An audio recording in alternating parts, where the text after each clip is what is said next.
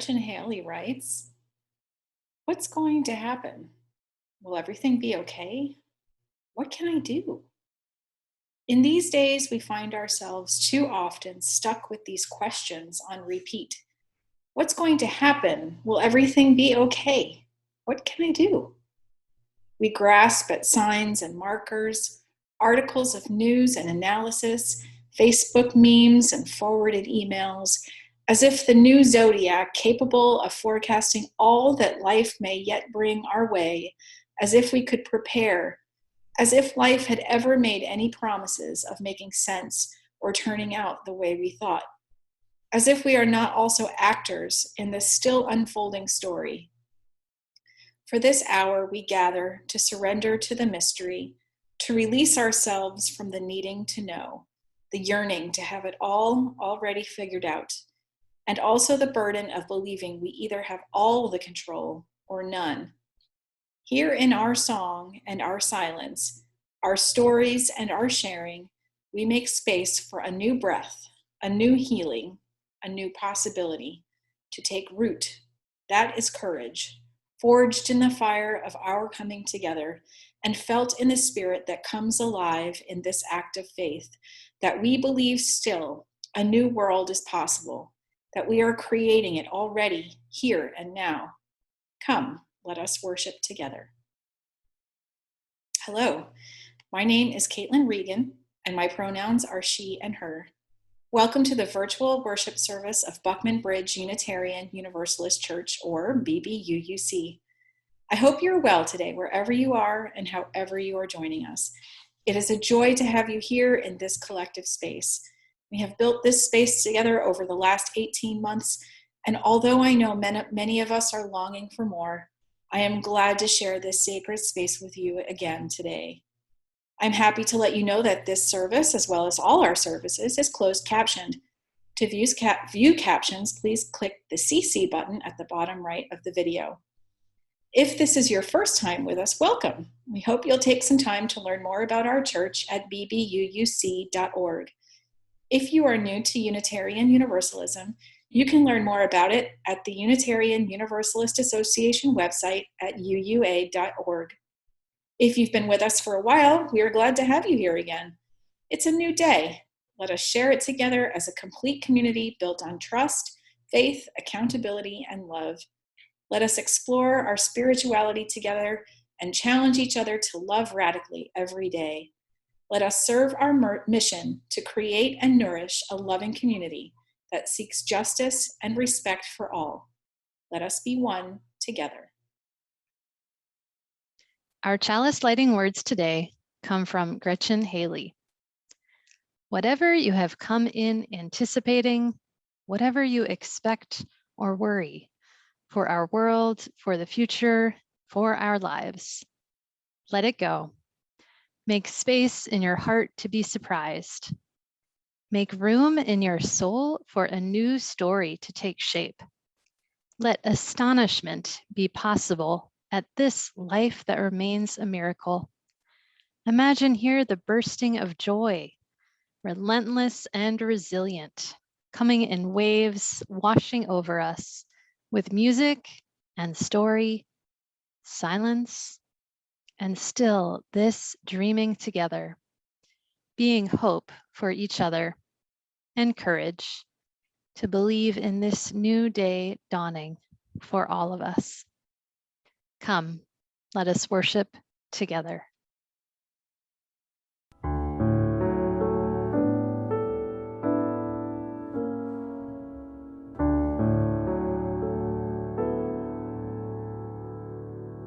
Good morning, everyone. We have a story to tell you that is completely true, and it's about Unitarian Universalists.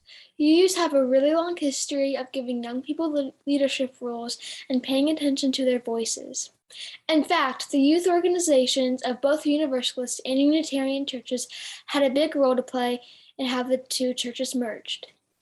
Young people in both religions were getting more involved in the 1800s and 1890s, but at the time, the only kind of activities most churches offered for teens and young adults were dances, teas, and other social gatherings.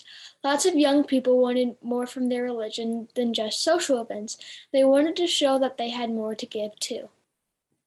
Since in 1889, the Young People's Christian Union of the Universalist Church was founded, connecting lots of different churches' youth groups with a focus on what they could do together on a much bigger scale. There were a few different Unitarian youth groups at the time, but in 1896 they came together into one organization named the Young People's Religious Union. One of the first projects that the YPCU and YPRU took on together was to build a new Universalist church in Harriman, Tennessee. The Unitarian youth helped the Universalists raise the money and build the church in just 2 years. They held rallies together too. They called them Uni rallies. People had a lot of fun. They felt connected to each other and their religion, and both groups were growing and getting stronger as the 20th century began. One thing you should know about these national organizations for young people is that at the time they met people under 35. So in the beginning, a lot of the leadership in YPRU and YPCU were in their 20s and 30s, but as the organization grew stronger, younger and younger people got involved, and teenagers started having a voice in the group too. One of the big steps toward building a culture and a community was weekend conferences or cons. The first Unitarian Youth Conference was held in 1921 at the Isles of Shoals. The Young People's Religious Union put it on. Those are the Unitarians. In the 1920s, weekend conferences and week-long camps became hugely important. Gatherings for groups all over the East Coast to connect, make friends, make plans, share ideas, and have fun. Camps and cons were so much fun. UU Youth still put them on today. Many of the retreat centers on the East Coast that hosted these big gatherings are still UU camps today. Star Island, Murray Grove, Berry Beach, and they have a long history of building culture and community and spirituality. Unfortunately, things got a lot harder for the YPRU and the YPCU. When the stock market crashed in 1929 and the Great Depression began in America during the 1930s, a lot of people didn't have jobs or they weren't making very much money, and it was a lot harder for them to support their church. And in the days before email and conference calls, when there was no money to send delegate to a conference or a board meeting, it got a lot harder for leaders to keep running a big organization spread out across the country. So of course they did what UUs do when things get hard. They made a new acronym. In 1942, the Young People's Religious Union met with the American Unitarian Association, and they voted to change the name to American Unitarian Youth. They voted on some other changes too, like to the budget to focus on serving high school and college-aged people. And the Universalists did something pretty similar. The Young People's Christian Union voted to change their name to the Universalist Youth Fellowship in 1941.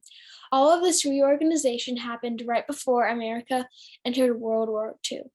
And a lot of members of the UYF and the AUY went overseas to fight in the war.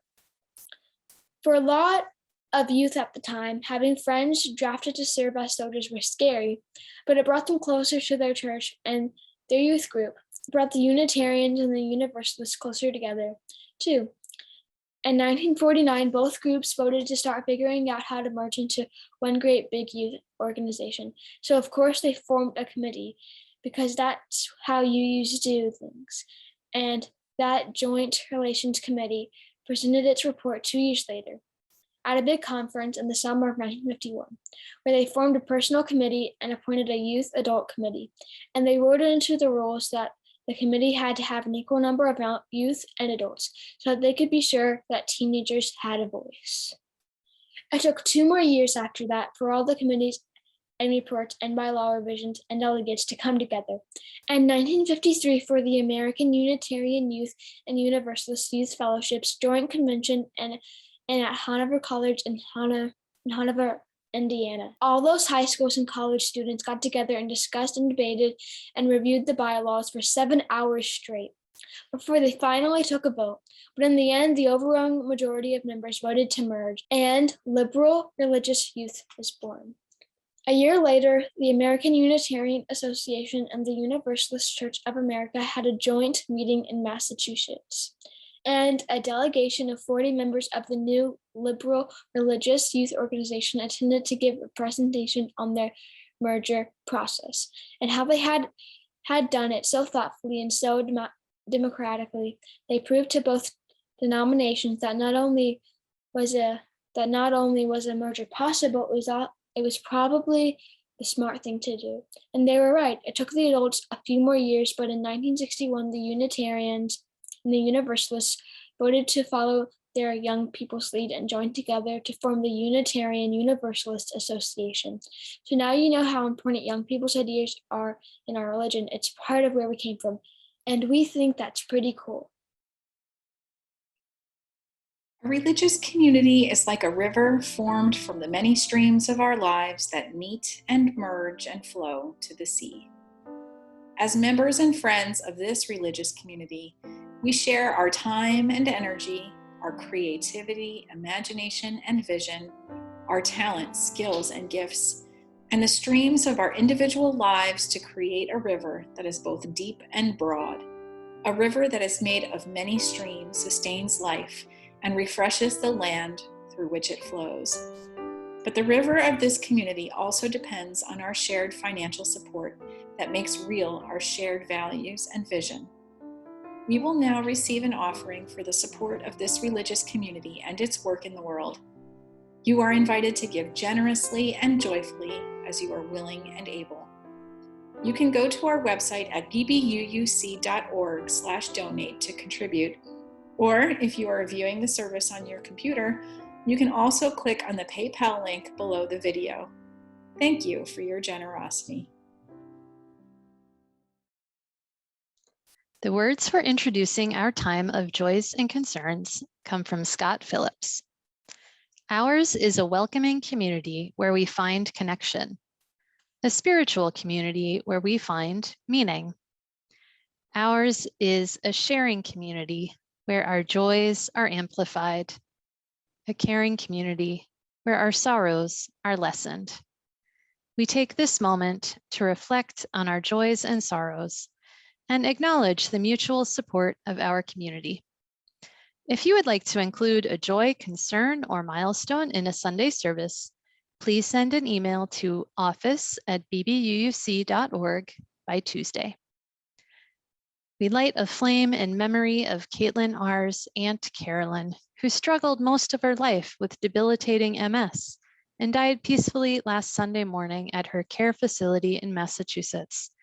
While she struggled with health issues for so much of her life, she was a wonderful storyteller and spent a lot of her time writing books. She was the youngest of Caitlin's father's sisters and leaves behind 2 adult children, Chris and Andrew, as well as her sister, Catherine, 4 nieces, and a nephew. Please keep Caitlin's family in your thoughts.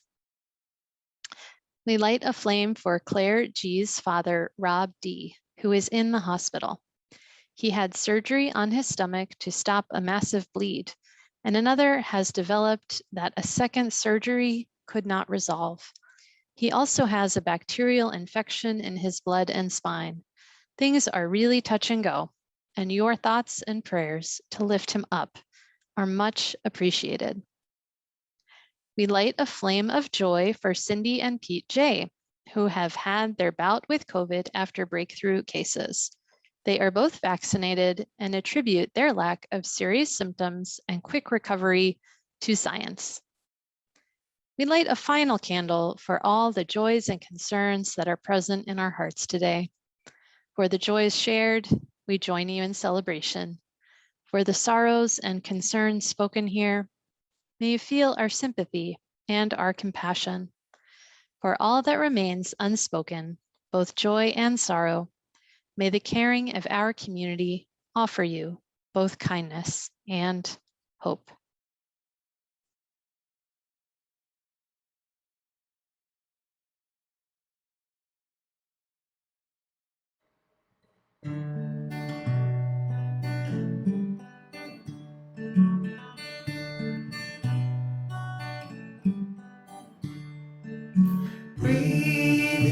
in, breathe out. Breathe in, breathe out.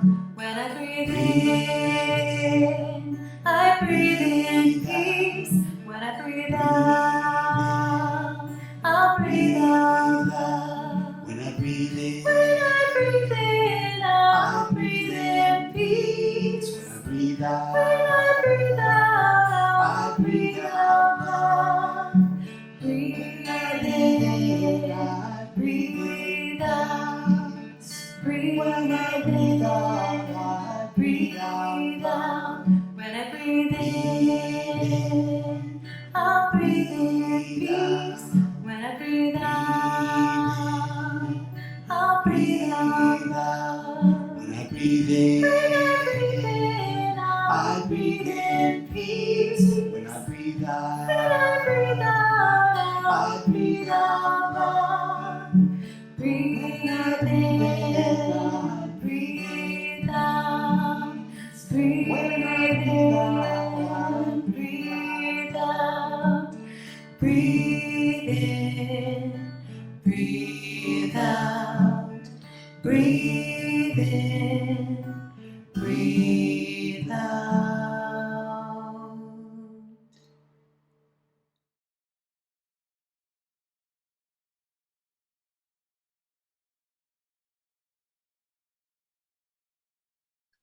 On October 31st, 1959, 1,000 Unitarian and Universalist delegates were participating in a conference to vote on whether or not these two denominations should consolidate into a single association.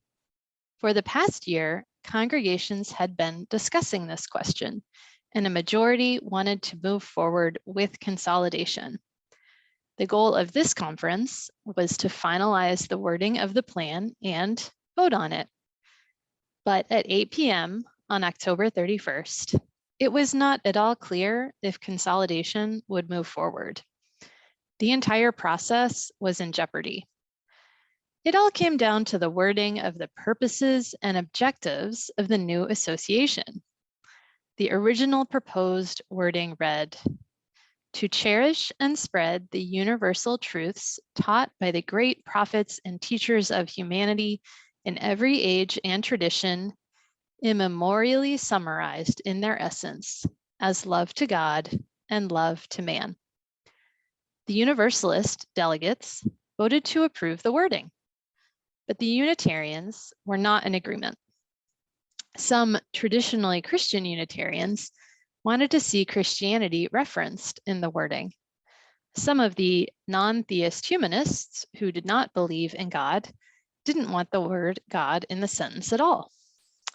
The Unitarians made a new proposal: to cherish and spread the universal truths taught by the great prophets and teachers of humanity in every age and tradition, and immemorially summarized in our Judeo-Christian heritage as love to God and love to man. Including the words Judeo-Christian was a change meant to meet the needs of the Unitarian Christians. But the proposal failed because some Unitarians did not want the emphasis on Christianity in the statement. This was the debate that was going on October 31st at 8 p.m. in the evening and stretching into the night. Unitarian minister Donald Harrington recounted that he had completely given up on the conversation at that point and gone to bed. But at 1 a.m, he heard a knock on his door. His friend said they had another draft and would he consider it? The newest draft read, "To cherish and spread the universal truths taught by the great prophets and teachers of humanity in every age and tradition, immemorially summarized in the Judeo-Christian heritage as love to God and love to man." So they changed it from our Judeo-Christian heritage to the Judeo-Christian heritage. This compromise was acceptable to the Unitarian Christians and the non-theist humanists, and this is the version that passed. The plan to consolidate was saved. This meeting began on the evening of October 31st, as I said, and that's Halloween. So I want to pause here for a moment and give thanks and appreciation to the unseen labor of the parents and caregivers who are working hard to give their children a fun and memorable Halloween, while these delegates were hard at work hammering out the details of these principles and purposes. Let us also acknowledge that the voices at the table in 1959 were predominantly male and white. And they missed out on the contributions of women and people of color who were a part of Unitarianism and Universalism, but were not frequently in leadership roles. To understand the dynamics of the merger between the Unitarians and the Universalists, we need to look at the origins of both religions. Universalism began in the 18th century when some radical theologians started preaching about a God who loves all unconditionally. At that time, the mainstream Christian view of God was that only the elect received God's love and grace, and others were destined for eternal suffering in the afterlife. The Universalists preached the message that God's love extended to everyone without condition, and that everyone would be saved in the afterlife. The Universalist movement was a grassroots movement, primarily made up of rural, working class individuals. The Unitarians were the religious descendants of the Puritans of New England. The Puritans became known as the Congregationalists. Then there were some radical ministers and church members who started to diverge from the Congregationalist theology. These ministers preached that there was one God rather than a trinity. They emphasized that every person had the potential to do good in the world. They emphasized values of freedom and reason in religion. The Unitarians inherited many of the Congregationalist churches in New England, and so they had more institutional power than the Universalists. They also tended to come more from the upper classes of society. So each religion had a unique identity and a unique history. Their theologies were similar, but not identical. When the groups discussed coming together, individuals on both sides were afraid of what they might lose if they came together. They risked losing their particular unique identity. And yet they also had so much to gain. They would be larger and stronger together and able to accomplish more good in the world as an association. As they discussed the possibility of joining together, these fears came up and people resisted this joining together. Others saw the great possibility in coming together. They saw the possibility of being more together than they could be apart.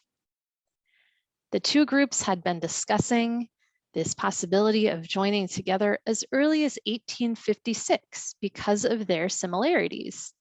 As we heard in the story this morning, the youth of both denominations led the way to show that consolidation was a good idea and it was achievable. Their leadership paved the way for the creation of the Unitarian Universalist Association. In 1956, the Universalist Church of America and the American Unitarian Association agreed to establish the Joint Merger Commission. That decision led to the conference in Syracuse that I described at the beginning of this sermon. There, the delegates did vote to approve the plan to consolidate. Then it went back to the congregations. All the congregations had to vote on it, and they voted in favor of consolidation.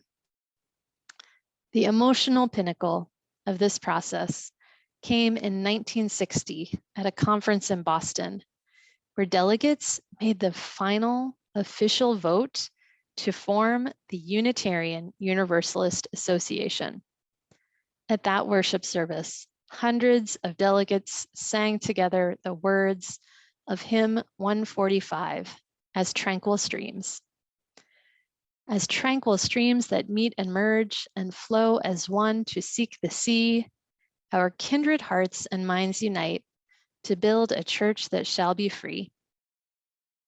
Tears flowed down the faces of the participants as they joined their hearts and minds to become one united association. I chose to talk about this merger today because, like the Unitarians and the Universalists at the time of merger, we are in a liminal time. Liminal time is the pause between what is no longer and what is not yet. It is a time of uncertainty and anxiety, and also a time of enormous possibility and potential. The Unitarians and Universalists faced the end of their identities as unique religions. They argued and debated and voted about their purpose and their organizational structure. Through it all, they kept faith that they could accomplish something more together than they could separately. Because of their hope and faith and commitment, we today are a part of the Unitarian Universalist Association of Congregations. We are also in a liminal space now, but our situation is very different because we didn't make the choice to enter a liminal time. The COVID-19 pandemic forced this liminal time upon us, and it is up to us to decide how we respond. We have experienced an ending, the end of life as we knew it before the pandemic. As the Delta variant spreads and children do not yet have a vaccine, we don't know when our new beginning of life after the pandemic will emerge. It is a time to grieve what we have lost, the time when everyone in the congregation could gather in the sanctuary safely, when we felt our spiritual connections through our physical presence with one another.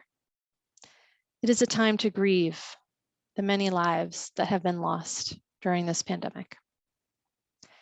And it is a time to strengthen our connections in the ways that we can, through small gatherings, phone calls, Zoom chats, and more. This is a time to hold on and have faith that a new future is dawning and new possibilities await. We know that the bravery of the Unitarians and the Universalists led to our present reality of the Unitarian Universalist Association.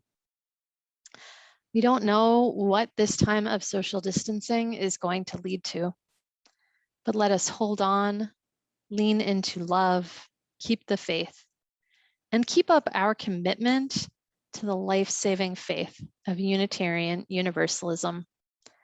Let's dream big about the future of this congregation and the future of our faith, so that we might greet the dawning future with hope in our hearts. Let us open up to the possibilities that are present in this reality right now. In the words of the hymn as tranquil streams, Prophetic Church, the future waits your liberating ministry. Go forward in the power of love. Proclaim the truth that makes us free. May it be so. Amen.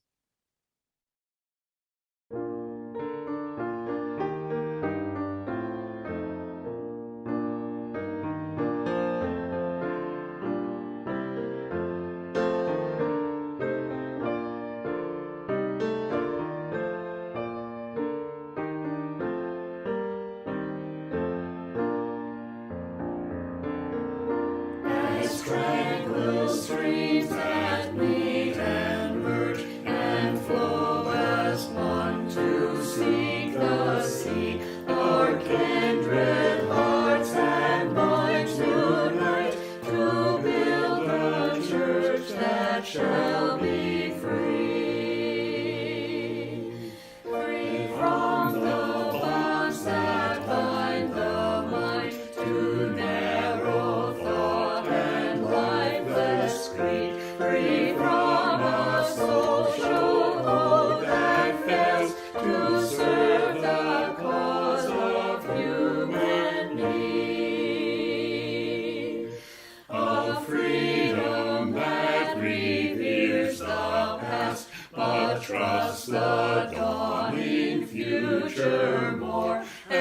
It's the soul in search of truth, adventure boldly and explore. Prophetic Church, the future waits your liberating ministry. Go forward in the power of love, proclaim the truth that makes us free.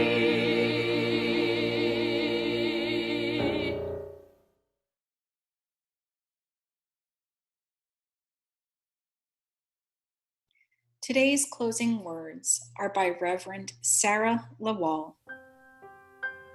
When the pull to disappear takes hold, with all its harsh realities, may we conjure up that fierce love to bring our hopeful vision into being, discovering the humanity, bravery, goodness still calling us forth. May we breathe into that story and make it come alive. Be well, friends. Until next time.